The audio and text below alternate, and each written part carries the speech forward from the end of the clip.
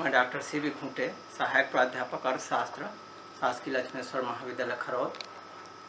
मैं बीए भाग 1 अर्थशास्त्र के द्वितीय प्रश्न पत्र के द्वितीय इकाई का चयन किया हूं और इसका शीर्षक है भारत की जनांकिकी प्रवृत्तियाँ। किसी भी देश की जनांकिकी प्रवृत्तियाँ उस देश के आर्थिक विकास और सामाजिक ढांचे को निश्चित ही प्रभावित करती है और विकासशील देशों में जहां अल्प विकास और पिछड़ापन बढ़ती जनसंख्या आर्थिक विकास को प्रभावित करने वाले प्रमुख घटकों में से है। भारत जैसे देश में बढ़ती जनसंख्या आर्थिक विकास के मार्ग में सबसे बड़ी बाधा के रूप में उपस्थित हुई है। रोटी, कपड़ा और मकान जैसे बुनियादी आवश्यकताओं की आपूर्ति में भी काफ़ी कठिनाइयों का सामना देश को करना पड़ रहा है। यहाँ की जनसंख्या वृद्धि के लिए आर्थिक एवं सामाजिक कारकों की भूमिका सबसे ज़्यादा महत्वपूर्ण है और भारत में जनांकिकी प्रवृत्ति का अध्ययन करने के लिए हम इसके प्रमुख जो कंटेंट है या घटक है वो है जनसंख्या का आकार एवं वृद्धि दर, दूसरा है जनसंख्या का घनत्व, तीसरा है लिंगानुपात, चौथा है आयु संरचना, पांचवा है ग्रामीण नगरीय जनसंख्या का अनुपात, साक्षरता अनुपात, प्रत्याशित आयु, जन्म दर एवं मृत्यु दर, जनसंख्या का व्यावसायिक विवरण, धर्म के आधार पर जनसंख्या की संरचना और भारत में अनुसूचित जाति एवं जनजातियों की संख्या का आधार पर इनकी प्रवृत्तियों का अध्ययन किया जा सकता है।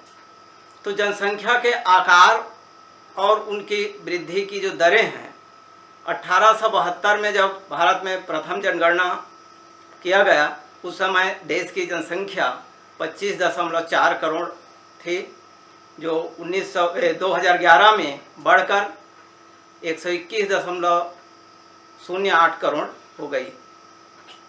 जनसंख्या का जो घनत्व है, घनत्व जो निकालते हैं प्रति वर्ग किलोमीटर रहने वाले व्यक्तियों की संख्या के आधार पर निकाली जाती है और यह 1901 में 77 व्यक्ति प्रति वर्ग किलोमीटर था, जो 2011 में बढ़कर 382 व्यक्ति प्रति वर्ग किलोमीटर हो गया। लिंगानुपात किसे कहते हैं? तो लिंगानुपात वह है जो प्रति 1000 पुरुषों में महिलाओं की संख्या को ही हम लिंगानुपात कहते हैं। वर्तमान में जो 2011 की जनगणना के अनुसार भारत में प्रति 1000 पुरुषों में महिलाओं की संख्या 943 है। आयु संरचना की दृष्टि से यदि देखें तो 2011 के जनगणना के अनुसार 14 वर्ष तक के बच्चों की जो संख्या है कुल जनसंख्या का 28.8% और 60 वर्ष से अधिक उम्र के बुजुर्गों की जो संख्या है वो 8.6% है। कुल 37.4% इनकी संख्या है और कार्यशील वर्ग की जो जनसंख्या, युवा वर्गों की जो संख्या है जो 15 वर्ष से लेकर के 59 वर्ष के, इनकी जो है 63.6% जनसंख्या जो है। ग्रामीण और नगरीय जनसंख्या की दृष्टि से तो ग्रामीण जनसंख्या 5000 से कम आबादी वाले जो कस्बाई है उनको हम ग्रामीण क्षेत्र कहते हैं और 5000 या उससे ऊपर के जो जनसंख्या वाले जो स्थान है उसको हम शहरी या नगरीय क्षेत्र कहते हैं। और नगरीय क्षेत्रों में 75% जो व्यक्तियों का जो है वो गैर कृषि कार्य में संलग्न होते हैं और शहरों की जो घनत्व है 400 वर्ग किलोमीटर, 400 व्यक्ति प्रति वर्ग किलोमीटर की ये में रहते हैं। 2011 के अनुसार जो शहरी जनसंख्या का जो प्रतिशत है 31.16% और शेष 68.84% गाँव में निवास करती है। साक्षरता का जो अनुपात को यदि हम देखें तो प्रारंभिक कालों में साक्षरता का दर काफ़ी नीचे था। आज इसकी स्थिति काफ़ी अच्छी हो गई है। और इनके अनुसार जो 1951 में 18.33% साक्षरता थी, 1961 में 28.3%, उसी प्रकार 1971 में 34.45% और 1981 में 43.57%, 1991 में 52.21%, 2001 में 64.8% और 2011 में 73% साक्षरता भारत में है। और स्त्रियों का जो साक्षरता है पुरुषों की तुलना में कम है। यहाँ 2011 के अनुसार 64.6% महिलाएं ही साक्षर है, जबकि पुरुषों की साक्षरता 80.9% है।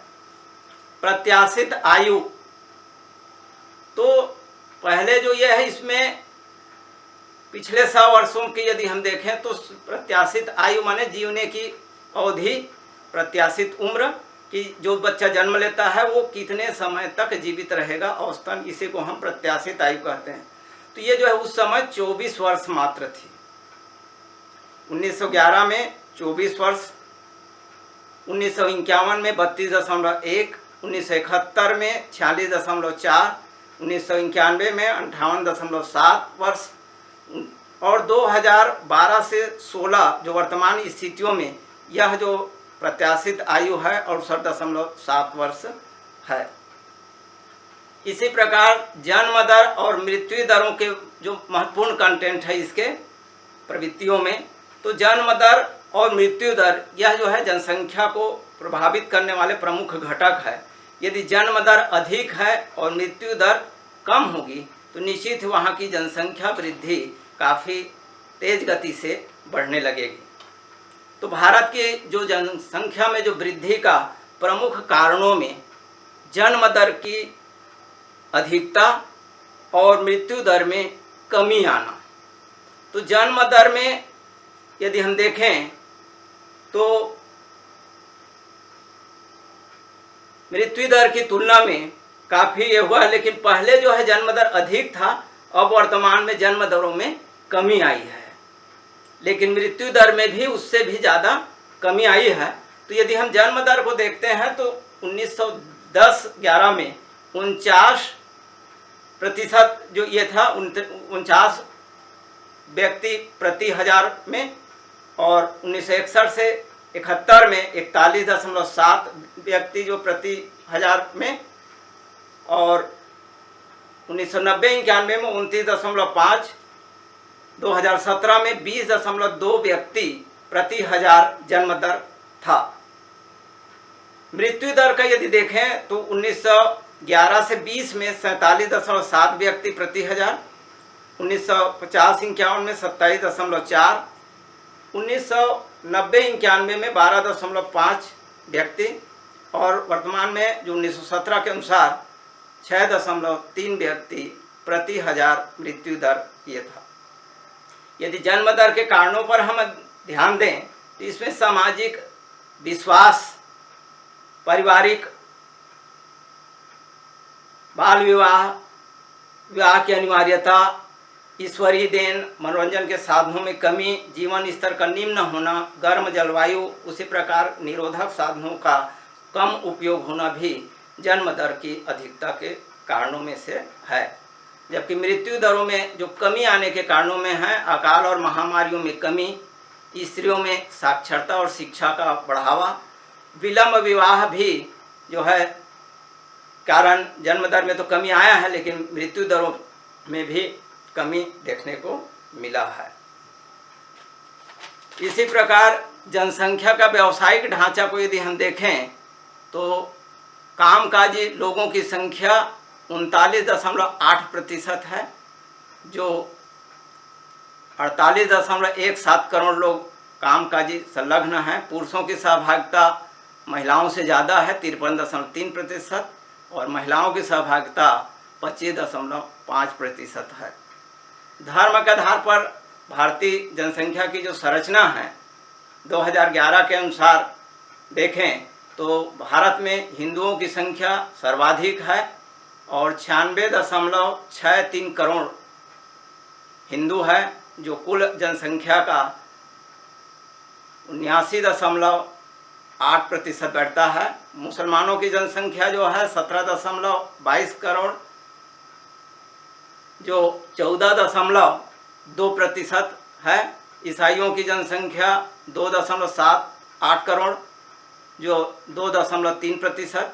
सिख की जनसंख्या 2.08 करोड़, जो 1.7% की है। इस प्रकार से हिंदुओं की संख्या भारत में ज़्यादा है, लेकिन जो वृद्धि दर का यदि हम आकलन करें तो उसमें मुस्लिमों की जो जनसंख्या की जो वृद्धि दर है वो अधिक है, और ईसाई और सिखों की जो जन्म दर है स्थिरता लिए हुए, जबकि हिंदुओं की जो जन्म दरों में कमी आई है।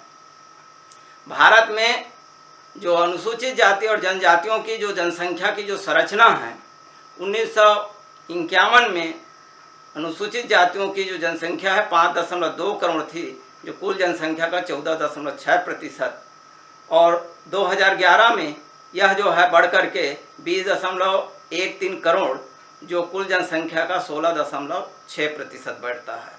जबकि अनुसूचित जनजातियों का जो जनसंख्या है 1951 में 1.9 करोड़ था, जो 5.36% था कुल जनसंख्या का, और 2011 में 10.42 करोड़, जो कुल जनसंख्या का 8.6% है।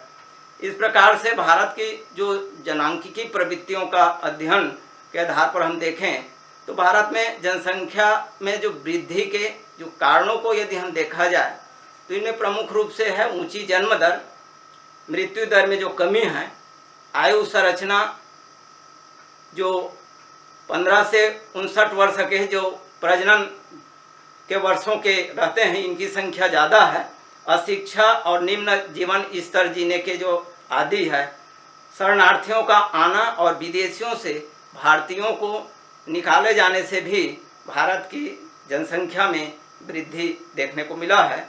इसी प्रकार गर्म जलवायु और अन्य अनेक सामाजिक कारण भी जनसंख्या वृद्धि के कारण हैं, और यदि इन कारणों को कम किया जाए और राष्ट्रीय जनसंख्या नीति का क्रियान्वयन जन सहयोग से यदि सुचारू रूप से किया जाए तो जनसंख्या को जो है नियंत्रित करके आर्थिक विकास के अनुरूप उसको बनाया जा सकता है। धन्यवाद।